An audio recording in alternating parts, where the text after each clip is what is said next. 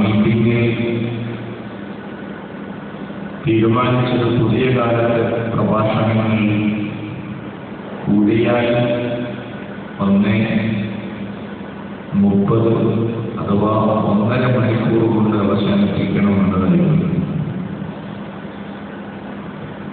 ചർച്ച തുടങ്ങിയ 40 മിനിറ്റ് മാത്രം പ്രസംഗിച്ചാൽ മതി എന്നിടത്തിലുണ്ട്. അപ്പം മുണ്ടമ്പറയും അതുപോലെയുള്ള നേടിയൊക്കെ പറഞ്ഞു, ഞങ്ങൾക്കൊരു വിഷയം അവതരിപ്പിക്കണമെങ്കിൽ 2 മണിക്കൂർ നിർബന്ധമാണ്. അതിൻ്റെ അടിസ്ഥാനത്തിലാണ് 1.5 മണിക്കൂറാക്കി മനസ്സിലാക്കിയത്.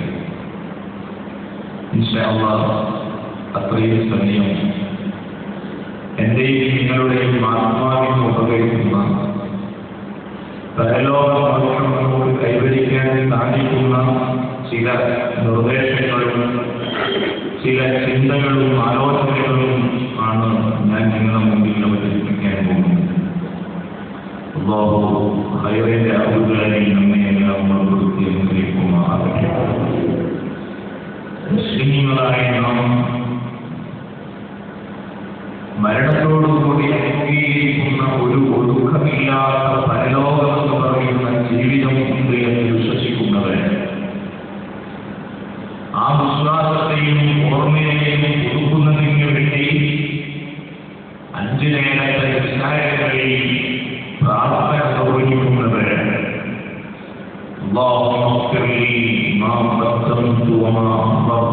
എന്ന് തുടങ്ങിയ അത്തരയാസത്തെ അവസാന പ്രാർത്ഥന ഏത് വിഷയത്തിലും സലാം വീട്ടുന്നതിന്റെ മുമ്പ് അത്തഹിയ്യാത്ത് പാരായണം ചെയ്തതിന് ശേഷം ഒരു പ്രാർത്ഥന സുന്നത്ത് മുഅക്കദയാണ്. അഥവാ ദുആ ചെയ്യാതെ അത്തഹിയ്യാത്ത് അവസാനിപ്പിക്കൽ കാരണമാണ് പണ്ഡിതന്മാർ രേഖപ്പെടുത്തി. ആ കാരണത്തിൽ നിന്ന് ഒഴിവാക്കുന്നതിന് വേണ്ടി അല്ലാഹു അക്ബർലി എന്നെങ്കിലും ചുരുക്ക പ്രാർത്ഥന നിർവഹിക്കണം. സഹോദരങ്ങളെ, മതങ്ങളിൽ അത്തനെയാണെങ്കിൽ ദീർഘിച്ചൊരു പ്രാർത്ഥന നടത്തിയിട്ടുണ്ട്. ആ പ്രാർത്ഥന നമ്മൾ 5 നേര നിസ്കാരങ്ങളിൽ അവസാനത്തെ അത്തനെയാക്കി നിർവഹിക്കാവുന്നു. ആ പ്രാർത്ഥനയിൽ എന്താണ് നമ്മൾ അവസാനമായി അല്ലാഹുവിനോട് ചോദിക്കുന്നത്? അല്ലാഹുമ്മ ഇന്നി അഊദു ബിക, അല്ലാഹുവേ നിന്നോട് ഞങ്ങൾ കാവൽ ചോദിക്കുന്നു. ഞങ്ങളുടെ ജീവിതത്തിന്റെയും മരണത്തിന്റെയും വിപത്തുകളിൽ അപരിചിതയിൽ കത്തിയാളുന്ന അഗ്നികുണ്ടാരത്തിൽ നിന്നും ഞങ്ങൾ നിന്നോട് കാവൽ ചോദിക്കുന്നു. അല്ലാഹ് ഇമാമത്ത് നിൽക്കുന്ന ഉസ്താദ് അത്തഹിയ്യാത്തിൽ ലഘൂകരിക്കണമെന്ന് പണ്ഡിതന്മാർ രേഖപ്പെടുത്തി. അങ്ങനെയുള്ള ഇമാമ അത്തഹിയ്യാത്തിൽ അവസാനിപ്പിക്കേണ്ടത് എങ്ങനെയാണ്? അല്ലാഹുമ്മ അഗ്ഫിർലി എന്ന് ദുആ ചെയ്ത് തുടങ്ങിയിട്ട് അല്ലാഹുമ്മ ഇന്നി അഊദു ബിക മിൻ അദാബിൽ ഖബീർ എന്ന് തുടങ്ങിയിട്ടുള്ള ആ ദുആയോടുകൂടി അവസാനിപ്പിക്കണം എന്ന്. ചുരുക്കത്തിൽ അല്ലാഹുവേ എനിക്ക് ഈ ജീവിതത്തിന്റെ പിന്നിൽ ഒരു മരണം വരാനുണ്ട്, ആ മരണത്തിന്റെ വിപത്തുകളിൽ നിന്ന് എന്നെ നീ കാക്കണേ എന്ന് നമ്മളൊക്കെ ദുആ ചെയ്യുന്നു. 5 നേരത്തെ നിസ്കാരങ്ങളിൽ അത്തഹിയ്യാത്തിൽ സലാം വീട്ടുന്നതിന്റെ മുമ്പ് നമുക്ക് വരാനിരിക്കുന്ന മരണത്തെ നമ്മൾ ഓർക്കുകയാണ്. സഹോദരങ്ങളെ, സഹോദരിമാരെ, കഴിഞ്ഞില്ല ഒരു ദിവസത്തിന്റെ തുടക്കം തന്നെ സുബ്ഹ് നിസ്കാരത്തിന്റെ മുമ്പ് നമ്മൾ എഴുന്നേൽക്കുന്ന സമയത്ത് ഉറക്കയിൽ നിന്ന് ഉണരുമ്പോൾ അൽഹംദുലില്ലാഹി അല്ലദീ അഹ്യാനി ബഅദമാ അമാതനി വഇലൈഹി നുശൂർ, എന്നെ മരിപ്പിച്ചതിന് ശേഷം എനിക്ക് ജീവിതം നൽകിയ അല്ലാഹുവേ എനിക്ക് സർവസ്തുതി. ആ ദിക്റിലൂടെ നമ്മൾ മരണത്തോക്കുകയാണ്. ഇനി സുഖനസ്കാരത്തിന്റെ മുമ്പുള്ള രണ്ടരക്കാലത്ത് സുന്നത്ത് നിസ്കാരം നിങ്ങൾ ആലോചിച്ചത് വലിയ മോശമായ സുന്നത്ത് നിസ്കാരമാണ്. സുഖിന്റെ മുമ്പുള്ള രണ്ടരക്കാലത്ത് നിസ്കാരം. ആ നിസ്കാരം ഒരു കാരണവശാലും ഒഴിവാക്കിയിട്ടില്ല. സഹോദരങ്ങളെ, ആ രണ്ടരക്കാലത്ത് സുന്നത്ത് നിസ്കാരം നിർവഹിച്ചതിന് ശേഷം വലതുഭാഗത്തേക്ക് കിബിലയിലേക്ക് ചെരിഞ്ഞു കിടക്കുകയാണ് മുഹമ്മദ് റസൂലുള്ളാഹി സ്വല്ലല്ലാഹു അലൈഹി വസല്ലം തങ്ങൾ. എന്തിനാണ് സുബ്ഹി എന്ന് പറയുന്ന ഫർദ് നിസ്കാരം നിർവഹിക്കുന്നതിന് മുമ്പ് രണ്ടരക്കാലത്ത് റാത്തിബ് നിസ്കാരം നിർവഹിച്ചതിന് ശേഷം ഖിബലകളിലെ വലതുഭാഗത്ത് ചെരിഞ്ഞ് മുസ്ലിമീങ്ങൾ കിടക്കേണ്ടത്, അല്ലെങ്കിൽ മുത്തുനബി കിടക്കും അതുറക്കാനുള്ളത്, അത് മരണത്തെ ഓർക്കുന്നതിന് വേണ്ടിയാണ്. ഏത് മനുഷ്യൻ മരിച്ചാലും അവനെ ഖബറിലേക്ക് കൊണ്ടുപോയി കിടത്തുന്ന രൂപം വലതുഭാഗത്ത് ഖിബലയിലേക്ക് ചെരിച്ചുകൊണ്ടാണ്. ആ ഖബറിലുള്ള കിടത്തം ഓർക്കുന്നതിന് വേണ്ടിയാണ് സുബ്ഹ് നിസ്കാരത്തിന് മുമ്പ് ആ നിസ്കാരത്തിന്റെ ശേഷം വലതുഭാഗത്തേക്ക് ഖിബല ചെരിഞ്ഞ് കിടക്കുന്നത്. ആ കിടക്കത്തിലൂടെയും കർത്തവ്യ എനിക്ക് മരണം സംഭവിഞ്ഞാൽ ഇതുപോലെ എനിക്ക് ഖബറിലൊരു കിടക്കമുണ്ടല്ലോ. സഹോദരങ്ങളെ, ആത്മാവിനെ ഓർമ്മിപ്പിക്കുകയാണ്, സ്വന്തം ശരീരത്തെ ബോധ്യപ്പെടുത്തിക്കൊണ്ടിരിക്കുകയാണ്. ഇതുപോലെ ഇബാദത്തുകളിലും മറ്റു സന്ദർഭങ്ങളിലും മുസ്ലിമീങ്ങൾ ധാരാളമായി ഓർക്കേണ്ടതാണ് മരണം എന്ന് പറയുന്ന പ്രതിഭാസത്തെ. നബി സല്ലല്ലാഹു അലൈഹി വസല്ലം തങ്ങൾ പറഞ്ഞില്ലേ, അല്ലാഹു റബ്ബുൽ ഇസ്സത്തി പ്രപഞ്ചത്തെ പഠിക്കുന്നതിന് മുമ്പ്, അഥവാ മനുഷ്യരായ വർഗത്തെ സൃഷ്ടിക്കുന്നതിന് മുമ്പ് മാലാഖമാരെ പ്രത്യേകം വിളിച്ചു കൂട്ടുകയാണ്. ആ മലക്കുകളോട് ചർച്ച ചെയ്യുകയാണ്, മലക്കുകളെ, ഞാൻ എന്റെ ഭൂമിയിൽ മനുഷ്യരാകുന്ന ഒരു വർഗത്തെ പടക്കിന് പോവുകയാണെങ്കിൽ ആ സമയത്ത് മാലാഖമാരെ അല്ലാഹുവിനോട് തിരിച്ചു പറയുന്നു, അല്ലാഹുവേ, ഭൂമിയിൽ മനുഷ്യരെ നീ സൃഷ്ടിച്ചാൽ ഭൂമിയില്ല മനുഷ്യവർഗം തെറ്റുതരുമോ? അവർ തെറ്റുതരികയാൽ ഭൂമി അവർക്ക് സൗകര്യപ്പെടുകയില്ല. ഭൂമിയില്ല മനുഷ്യവർഗത്തിന് മുഴുവൻ താമസിക്കാനുള്ള വിസ്തീർണമില്ല, വിശാലതയില്ല, സൗകര്യമില്ല. പിന്നെ അവരെ ഈ ഭൂമിയിൽ പരസ്പരം അവര് ബുദ്ധിമുട്ടാവും. അല്ലാഹു റബ്ബുൽ ഇസ്സത്ത് മാലാഖമാർക്ക് നൽകുന്ന മറുപടിയാണ്, മലക്കുകളെ, ഞാൻ അവർക്ക് മരണത്തെ സംവിധാനിക്കും. ഭൂമിയിൽ മനുഷ്യരായ എനിക്കും നിങ്ങൾക്കും താമസിക്കുന്നതിന് സൗകര്യമുണ്ടാകുന്നതിന് വേണ്ടി മനുഷ്യർക്കിടയിലാണ് അല്ലാഹു അത് മരണത്തെ സംവിധാനിച്ചിരിക്കുന്നു. മലക്കുകൾ അല്ലാഹുവിനോട് തിരിച്ചു ചോദിക്കുകയാണ്, അല്ലാഹുവേ, മനുഷ്യർക്ക് നീ ജീവിതം കൊടുക്കുകയും ആ ജീവിതത്തിന്റെ ഇടയിൽ അവർക്ക് നീ മരണം കൊടുത്താൽ ജീവിതം അവർക്ക് സമൃദ്ധമാകുകയില്ലല്ലോ, ജീവിതം അവർക്ക് സന്തോഷപൂർണ്ണമാകുകയില്ലല്ലോ.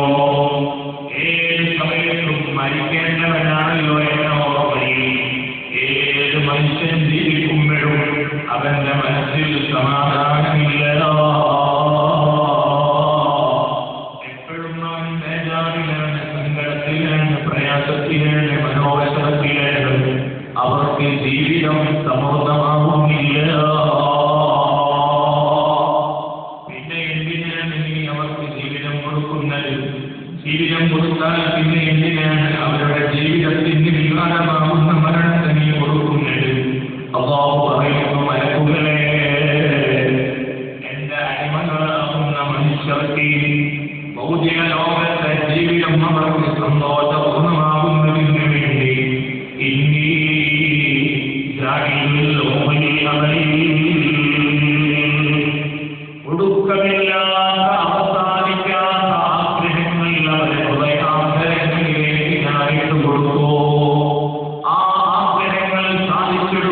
ജീവന്റെ ഓട്ടത്തിൽ അവർ മരണത്തെ വിസ്മരിച്ചു പോകും. അപ്പോൾ അവർക്ക് ജീവിതം സമൃദ്ധമാകും.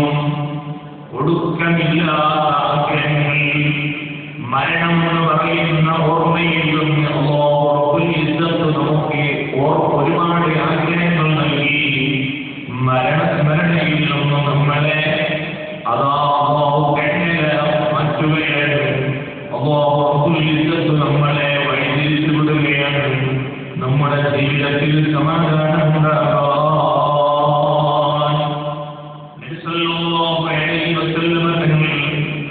അറേബ്യയിലെ മലയിൽ നീളത്തിലൊരു ലൈൻ വരയ്ക്കുകയായിരുന്നു. ആ ലൈനിന്റെ മധ്യഭാഗത്തിലൂടെ രണ്ടാമതാ ഒരു വര വരയ്ക്കുന്നു. സഹാബികളോട് പറയുന്നു, ഞാൻ ആദ്യം വരച്ചത് മനുഷ്യന്റെ ആഗ്രഹങ്ങളാ. രണ്ടാമത് ആ വരയുടെ മധ്യഭാഗത്തിലൂടെ അതിനെ കുറിച്ചുകൊണ്ട് ഞാൻ വരച്ചിരിക്കുന്ന ആ രണ്ടാമത്തെ വര അത് മനുഷ്യന്റെ ആയുസ്, മനുഷ്യനെ അല്ലാഹു നൽകുന്ന മരണമാണ്. മരണസന്ദർഭത്തിലും മനുഷ്യന്റെ ആഗ്രഹങ്ങൾ നീണ്ടു നിൽക്കുന്നു. അഭിലാഷങ്ങളെല്ലാം പൂവണിയുന്നതിന്റെ മുമ്പ് മനുഷ്യർക്ക് മരണം വരുന്നു.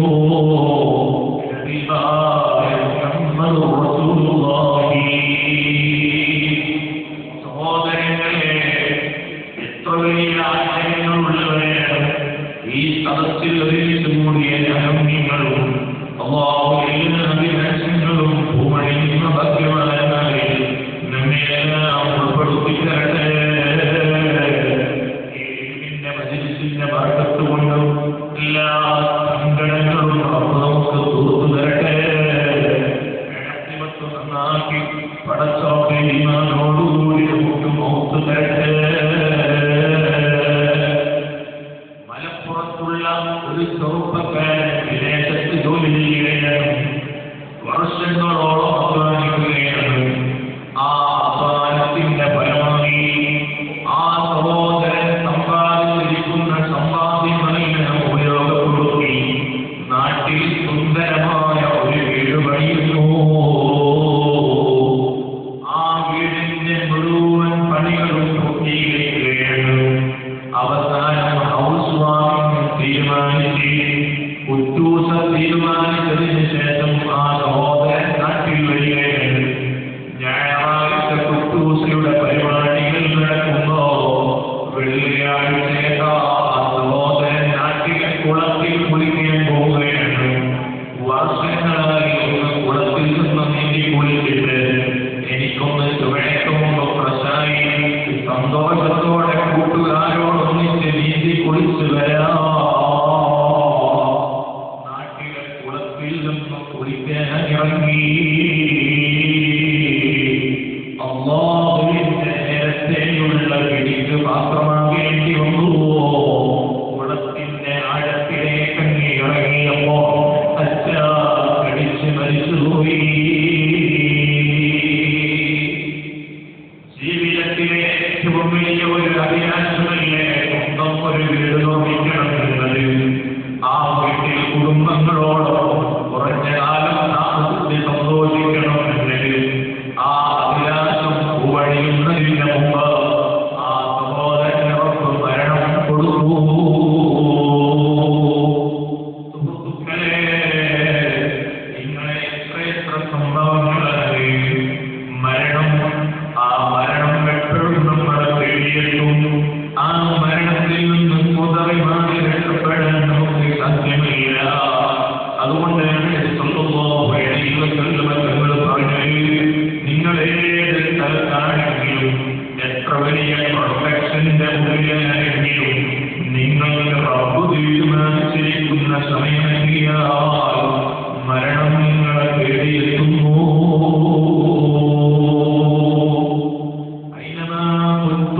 നിങ്ങൾ എവിടെയാണെങ്കിലും നിങ്ങളുടെ മരണം എത്തിക്കുക തന്നെ ദൈവം പരിശുദ്ധ ഖുർആനിൽ പഠിപ്പിച്ചിട്ടുണ്ട്. അവരെ പറയുന്നത് പടച്ചോമ്പ് തെറ്റിപ്പോയില്ലേ എന്ന് പരിശുദ്ധ പ്രഖ്യാപിച്ചിട്ടുള്ളതാണ്. സുഹൃത്തുക്കളെ, ഈ മരണത്തെ ഓർത്തവരാണ് കഴിഞ്ഞുപോയ മുഴുവൻ മഹാന്മാരും. ആ മരണവന്ദനം എല്ലാ മഹാന്മാരും മഹത്വത്തിലേക്ക് ഉയർന്നു പോയി. കേട്ടിട്ടില്ലേ നിങ്ങൾ? ഇബ്രാഹീം അജ്ജും മരിച്ച ഭരണാധികാരിയാണ്.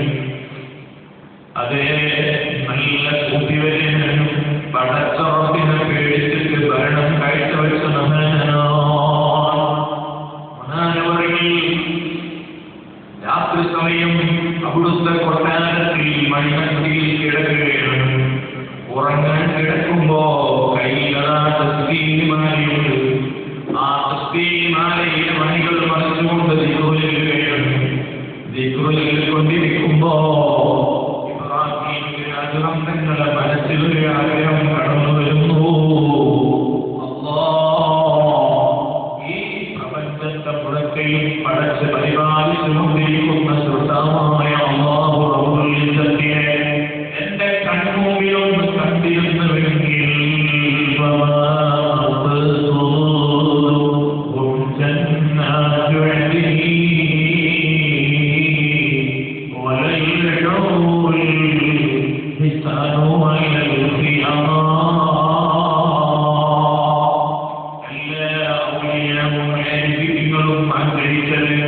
സ്വർഗം നേടണമെന്നല്ല, ആ സ്വർഗത്തിലെ ഭൂതികളാകുന്ന സ്വർഗീയ കരുണികളെ സമ്പാദിക്കണമെന്നല്ല, സുഖലോക സ്വർഗത്തിലെ അമ്പരച്ചുണ്ടികൾ സ്വന്തമാക്കണമെന്നല്ല വലിയ ആഗ്രഹിച്ചത്. പഠിച്ച് അവരെ ആഗ്രഹിച്ചതെന്നാണ് ശിവാനവി ജലീലി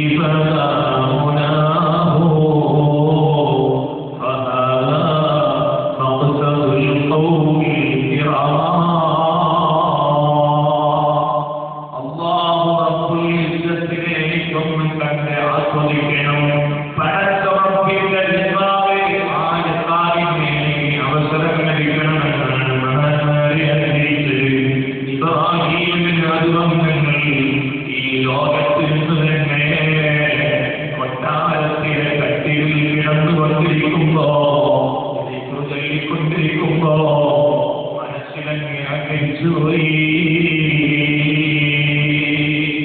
പടച്ച റബ്ബിനെ എനിക്കൊന്ന് കണ്ടിരുന്നുവെങ്കിൽ ആ സമയമതാ തങ്ങളുടെ കൊട്ടാരത്തിന്റെ മുകളിൽ വലിയൊരു ശബ്ദം കേൾക്കുമ്പോ മാനവരകൾ ഓടിച്ചൊന്ന് കൊട്ടാരത്തിന്റെ മുകളിലൊക്കെ ചെന്ന് നോക്കുമ്പോ ഒരു അപരിചിതനായ മനുഷ്യനെ വിടഞ്ഞു പോവുകയാണ്. ചോദിച്ചു, മനുഷ്യനറിയ സമയത്ത് അതേ ഈ നട്ടപ്പാതിയ നേരത്തെ എന്റെ കൊട്ടാരത്തിന്റെ മുകളിൽ നീ എങ്ങനെ എത്തിയത്? നീ എന്റെ കൊട്ടാരത്തിന്റെ മുകളിൽ ഈ സമയം വന്നതിന്റെ താല്പര്യമുണ്ട്. മഹാനവതികളോട് ആ മനുഷ്യൻ പറയുന്നു,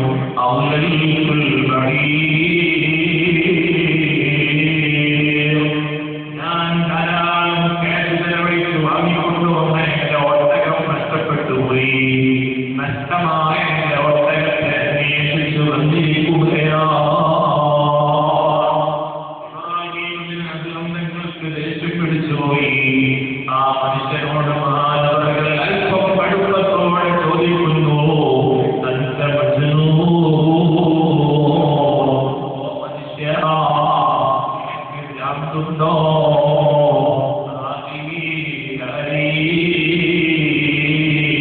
ഇതെന്റെ അധികാരത്തിന്റെ ഓഫീസർ, ഇതെന്റെ രാജാവാകുന്ന എന്റെ കൊട്ടാരമാണ്, ഇതെന്റെ സിംഹാസനമോ മനുഷ്യ. ആ അപരിചിതനായ വ്യക്തി പറയുന്നു, അന്ത മജ്നൂനും മിന്നീ.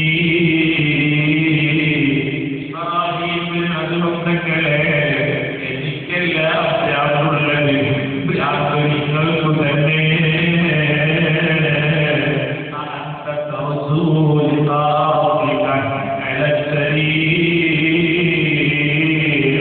ഈ കൊട്ടാരത്തിന്റെ അകത്തളത്തിലുള്ള മണിമത്രയിൽ കിടന്നുകൊണ്ട്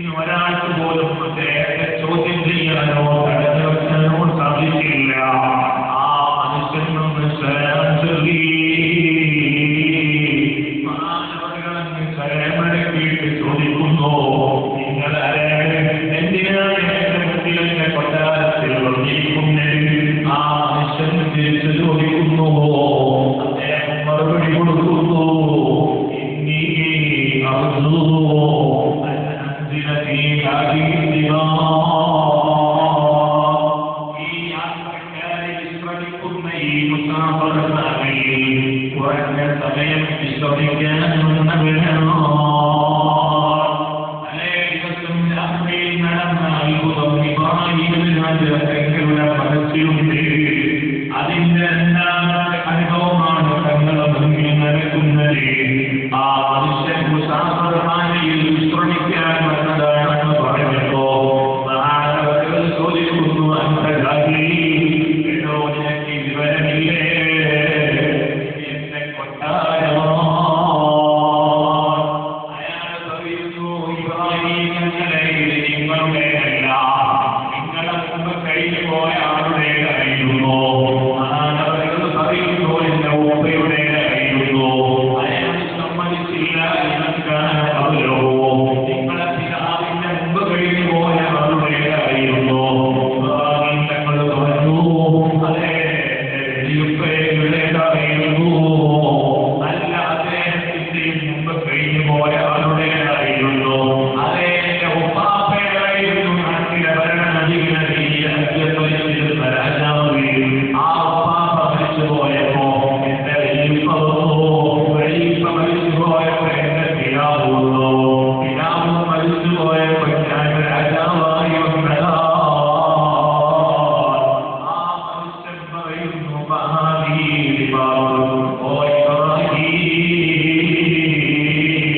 നിങ്ങളെ പിതാവ് മരിച്ചുപോയി, നിങ്ങളെ വെള്ളിപ്പയും മരിച്ചുപോയി, നിങ്ങളുടെ ഉപ്പാപ്പയും ഈ രാജകീയ പ്രൗഢിയും പ്രതാപവുമുള്ള ജീവിതത്തിനോട് രാജിയായെങ്കിൽ ഈ കൊട്ടാരത്തിന്റെ പടികളിലവർ ഇറങ്ങിപ്പോയിട്ടുണ്ടെങ്കിൽ ഇന്നല്ലെങ്കിൽ നാളെ ഒരു ദിവസം നിങ്ങളും ഈ കൊട്ടാരത്തിൽ നിന്ന് ഈ അധികാരത്തിൽ നിന്ന് പടിയിറങ്ങേണ്ടതല്ലേ?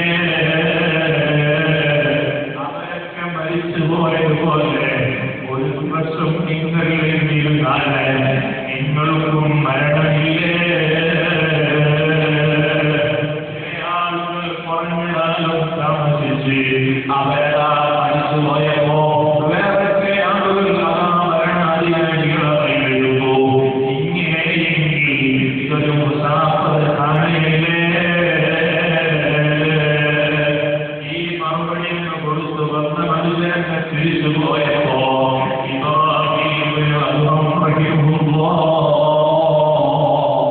കൊട്ടാരത്തിൽ നിന്ന് ഇറങ്ങുകയാണ്. ഭാര്യയെത്തുന്ന വസ്തുയെത്തുന്നു വരുകയാണ്. ആ ഭാര്യയോട് മക്കളെ മനസ്സിനോട് വളർത്താൻ ഉദ്ദേശിക്കുകയാണ്. വലിയ അധികാരത്തിനോടും രാജകീയ പ്രൗഢിയോടും പ്രതാപത്തിനോടും രാജിക്കുകയാണ്. ആത്മീയമായ പ്രയാണത്തിന്റെ തുടക്കം കുറിക്കുകയാണ്.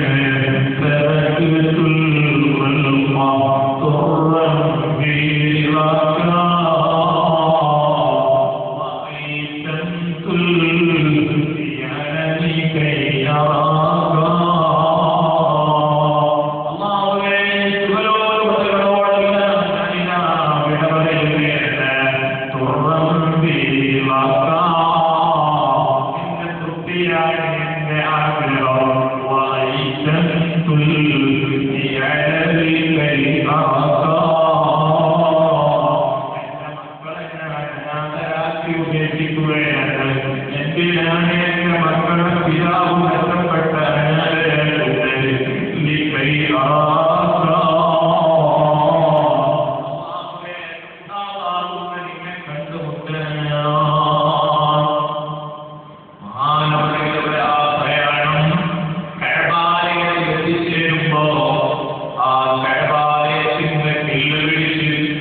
ഒരു സോപ്പക്കാരൻ പൊട്ടിക്കരഞ്ഞു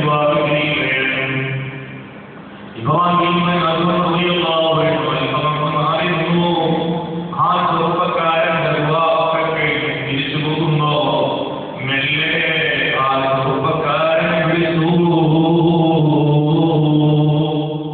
മോനെ കുറെ സമയമായല്ലോ റബ്ബിന്റെ ഭവനത്തിലും റബ്ബിന്റെ കില്ല വിളിച്ച് നീ പൊട്ടിക്കരഞ്ഞ് പ്രാർത്ഥിക്കുന്നത്. എന്താണ് എന്റെ സങ്കടം?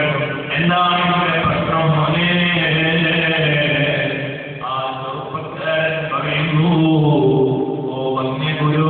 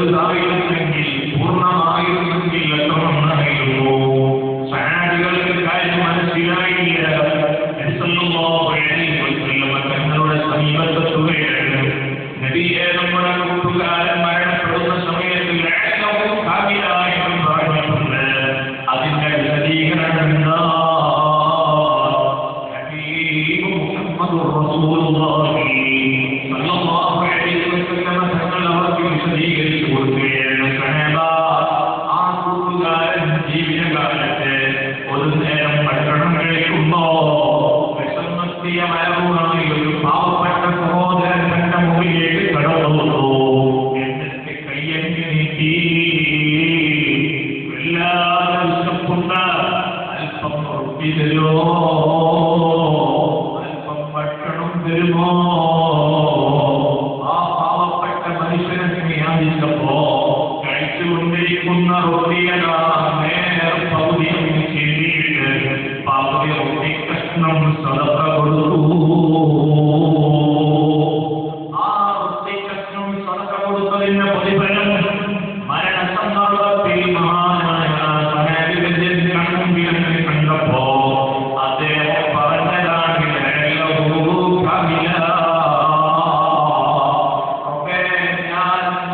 കൊടുത്തിരിക്കുന്ന റൊട്ടി കഷ്ണം പൂർണ്ണമായി ഒരു റൊട്ടി ഉണ്ടായിരുന്നുവെങ്കിൽ ഇതിനേക്കാൾ വലിയ പ്രതിഫലം കാണാൻ കഴിയുന്നല്ലോ.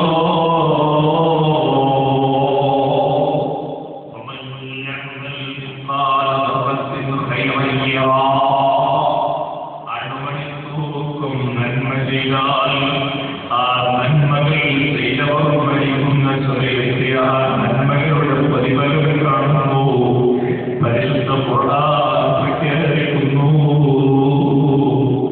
മുഅ്മിനീങ്ങളെ, ഞാനും നിങ്ങളും മരിക്കുന്ന സമയത്ത് നമ്മുടെ മുന്നിൽ കാണാൻ ജീവിതത്തിൽ എത്ര സുഹൃതങ്ങൾ ചെയ്തിട്ടുണ്ട് എന്നൊരു ആത്മപരിശോധനയ്ക്ക് വേണ്ടി ഞാൻ സൂചിപ്പിച്ചതല്ലേ. അല്ലാഹു ധാരാളം സൽക്കർമ്മങ്ങൾ ചെയ്ത് ജീവിച്ച് മരിക്കുന്ന മുഅ്മിനീങ്ങൾ പടച്ചോനെ ഉൾപ്പെടുത്തിത്തരട്ടെ. സഹോദരങ്ങളെ, മഹാന്മാരെല്ലാം മരിക്കുന്ന സമയത്ത് സൽക്കർമ്മങ്ങൾ ചെയ്തു. ആ സൽക്കർമ്മങ്ങൾ കണ്ടു മരിച്ചവരെ ഇമാം ബുഖാരി തങ്ങളെ പോലെയുള്ള വലിയ മുഹദ്ദിസുമാരായ പണ്ഡിതന്മാരുടെ ഉസ്താദാണല്ലോ അബ്ദുല്ലാഹ് ഇബ്നു മുബാറക് റഹിമഹുല്ലാഹ്.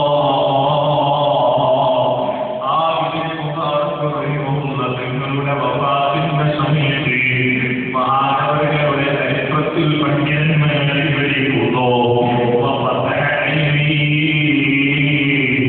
രണ്ട് കണ്ണുകളും മഹാനവരുടെ തുറക്കുകയാണ്. ഏതാണ് സന്ദർഭം എന്നറിയുമോ? ഇന്ന വഫാത്തി, അവിടുത്തെ വഫാത്തിന്റെ സന്ദർഭത്തിലാണ്. എന്നിട്ട് മഹാനവകൾ അവിടുന്ന് പൊട്ടിച്ചിരിക്കുന്നു. എന്നിട്ട് മഹാനായ ഇബ്നു മുബാറക് റഹിമഹുല്ലാഹ് വിളിച്ചു പറയുന്നു, ഇങ്ങനെയൊന്ന് പൊട്ടിത്തിരിച്ച് സൽക്കർമ്മങ്ങളുടെ പ്രതിഫലം കണ്ട് മരിക്കാൻ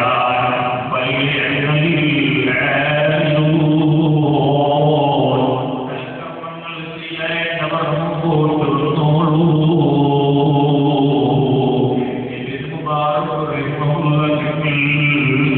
ജീവിതത്തിലെ സൽക്കർമ്മങ്ങളെന്ന് മരണസമയത്ത് കണ്ടപ്പോ അവിടുന്ന് പൊട്ടിച്ചിരിച്ചു,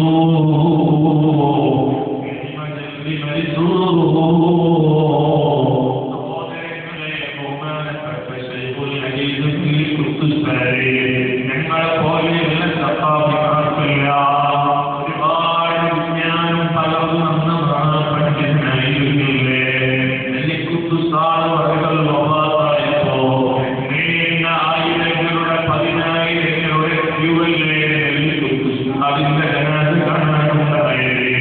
അറ്റപ്പാകിയ നേരത്തിൽ സുഹൃവരെ അവിടുത്തെ ജനാസ അടക്കം ചെയ്യുന്നവരെ ധാരാളം മുഅ്മിനീങ്ങളും മുഅ്മിനീങ്ങളും മുഅ്മിനീങ്ങളും ദീനിന്റെ നേതാക്കളും പ്രവർത്തകരും വന്നു. ആ